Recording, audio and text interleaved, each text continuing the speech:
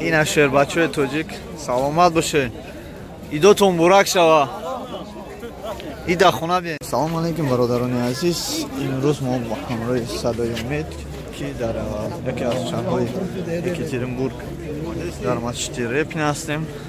امروز با پورگی مسجد را به نوا گرفته و پیشکش شما خواهیم کرد. صدای امید امروز نواربرداری کانال سامبای تیوی یکاترینبورگ و خود کانال صدای امید است.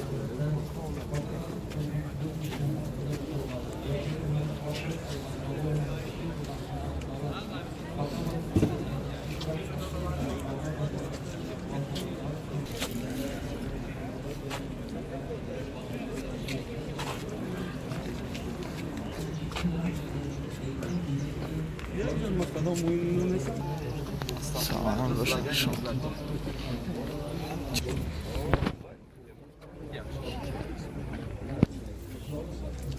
کلی مردم است که هر گوشه‌ای مسجد در اومده در اینجا گوشه مسجد در اومده در نماز خوندن.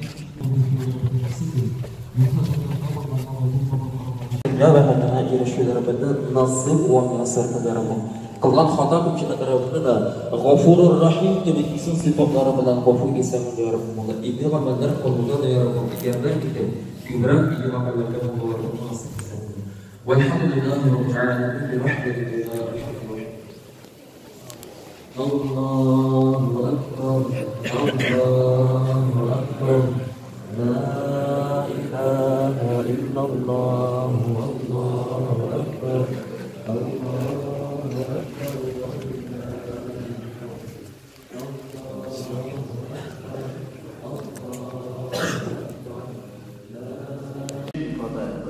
Братья собираются в Москве в одной только мечети в центральной московской паре. Большое.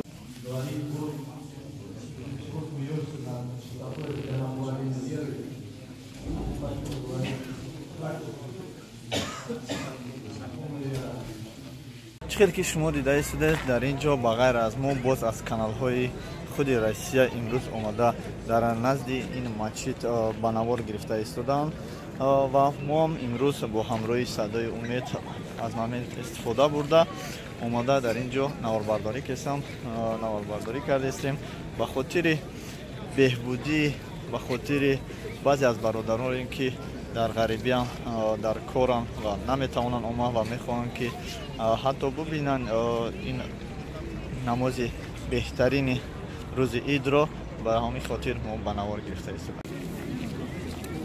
Салам по всем мардумам, муминам мусульманам. Привет всем! Сегодня хочу от души поздравить всех мусульманов, мира. Желаю вам добро, здоровья, крепкий имана. Дай Аллах сегодня принимаем все наши молитвы, все наши желания. Это я, Парвиз из канала Самбой ТВ Екатеринбург. Дай Бог вам счастья. Салам алейкум всем.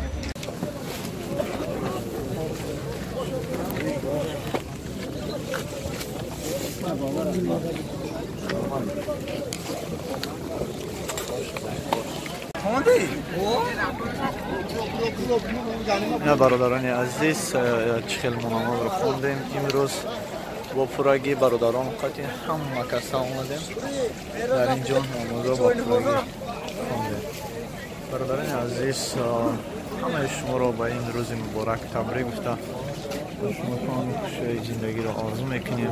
بگذار همه وقت سربلند باشید، بگذار همه وقت خوشبخت باشید.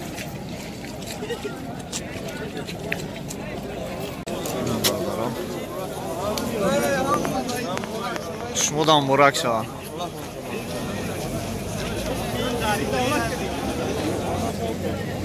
چند پول بده جوی نماز؟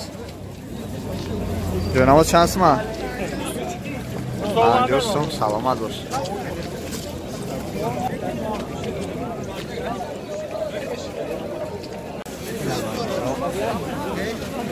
در اینجا باز گفتن که آش نهار داده میرم به نهار گفته و پیشکش شما میکنیم که برادران 4 دیگ موندن و خاطر این قربان خیر کرده ایستادن.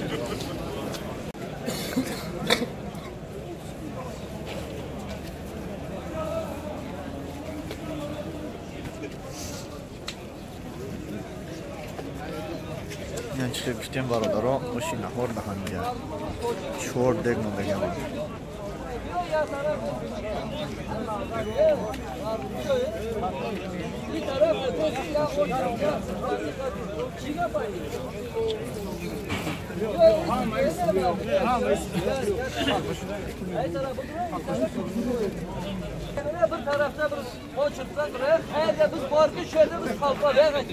سلامت باشیم پیره بودی نگرد نده میبینیم برادرها البته آشی نهارا با پورکی 4 دکی هست همه را دست آش را و آشی نهار بهترین خیر انشالله همه خیر بهترین است باز در این روز هر کس را میسر نمیگردد که باز خیر کنند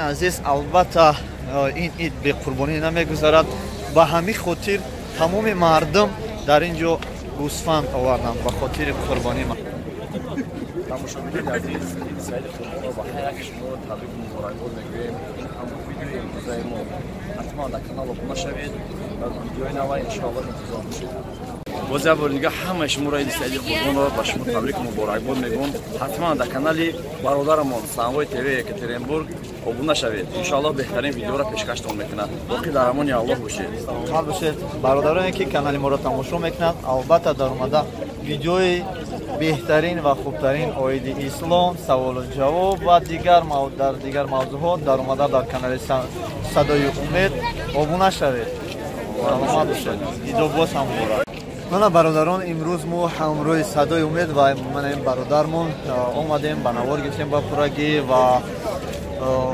بسیار برادرانی که در اینجا اشتراک نداشتن برای آنها ما این ویدیو رو پیشکش میکنیم سلام علیکم برادران عزیز کسی که دیرتر اومد البته باز در صف راست ایستاده باز نمازخوانی را دوام داده ایستادم این برادر سلفی یا سلفی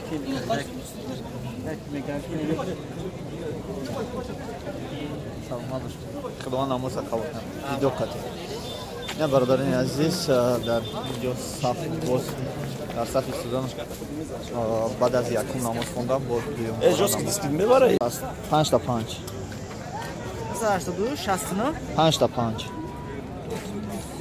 نام داکه چه پرویز ها پرویز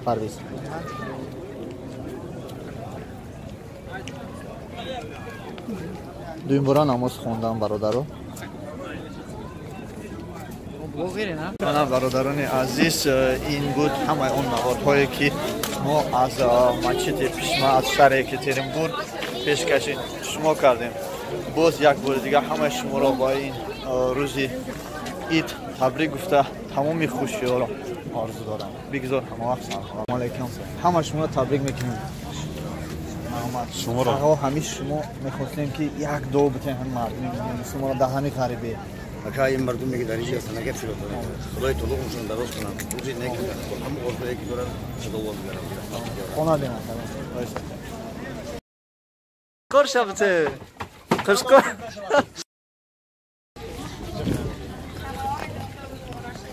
سیام کرد نکنم بگیر سلام علیکم سلام علیکم صدای امید بیو کو گوسپاندور هستی؟ شکرانه خدا میشارم کو بدرو کو گوسپاندور یا نرخ نه؟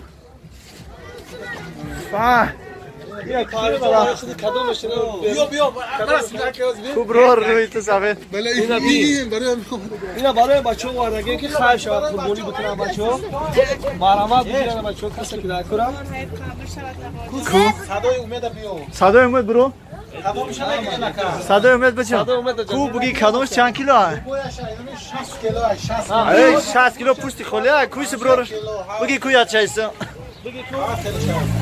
کویا چایسه بخوام بعد دستت بگی بیا که با پریچات که برادر عزیز رحمت که امروز این گوسپاندار آوردید در اینجا برای مردم موشه تشویش زیاد نمیکشم خود شلوغ نمیروم مقصد خود زیادی از خود نمیکنم اول شما رو برای روز عید تبریک میکنیم بعدا رحمت از نوع همین برادرایی که امروز اومدن خریداری میکنن انا بعد گفتنیم که این گوسفندای گجوها اکانت منطقه این گوسفندا از طرف آلاپایسک آوردیم. آلاپایسک این چند کیلویی میبرن بعد در کدام 65 کیلو 70 کیلو هر کیلو. بعد نرخی خیلی این دوناش خیلی برای این همین دیگر رو 50 سوم هم کیلوش ارزان میتیم 130 سوم میتیم کیلوش. سلام علیکم. که برادران شما شنیدین 130 روبل گوشت زنده برای شما پیشنهاد کردن از شهر یکاترینبورگ. برادران اومدن برای غریبچو در اینجا همروی ما این اچخه که شما میبینید برادرمون صدای امید ایکیم جو یا گوسفند خری اومد صدای امید گوسفند اومدی یا چه میتونم بگی براخی ما خیلی تو قنچ کمکیم گوسفند صدای امید از توج را زن نداره راستی گپ یا گوسفند همه چه تویش میکنیم و خیلی گرمه یا تمیو برای هم قایت گوشت کنم اکرا صدای امید چی گفتن برای برادرایی که زحمت کشیدن سلامت باشه که خدمت کردن در حق مردم در روز عید گپ نیست ایده تو مبارک شد شما دم مبارک شد اینا ایشاوی که دکتر اینا جاز یک گوسفند میگیره دکتر من آواز گوسفندو پاره چیکار میکنی گوسفند میکنی کو بارداست یا سر حلقان که انا کالونش کدومش بالاتره ای تاشا نگاه نکو قشقر شبته قشقر ای اوشا سرت ایش نشید این اوشا بگی الله بگی کو بکش یاچا همین کدومش اوچ کپ تونی هموشا الله بگی نه اوچ مایلو اوچ میره تو خونه چه میبری برو سر گردن که یاچا کو بجم سلام علیکم استاد جی 150 کیلو خوب مبارک شاید سلام خوب انا این برادرم گوسفندو ارزون آورده 150 سوم در روز عید مالی سلامت باشه برادر بگینم کلونش بکش بیاره که کدومش خفخش نیست بوشه کویاچو کدومش اوچ کم میتونید تو خونه را بردا مالی برادر سلامت باشین پناه خدا مالی درمان خدا باز یه بار دیگه همه شما را عید سعید قربان را با شما تبریک و مبارکباد میگم حتما در کانال برادرمون ساموی تیوی یکاترینبورگ ابونه شوید ان شاء الله بهترین ویدیو را پیشکشتون میکنه باقی در امان الله باشید سلامت باشید برادرانی که کانال ما را تماشا میکنند البته در اومده ویدیوی بهترین و خوبترین عید اسلام سوال و جواب و دیگر موضوعات در اومده در کانال صدای امید ابونه شوید سلامت باشید ویدیو باز هم مبارک خدای تو لومشون درست کنم روزی نکنم همون قربه که دارن چه دوام میارم خونه بینم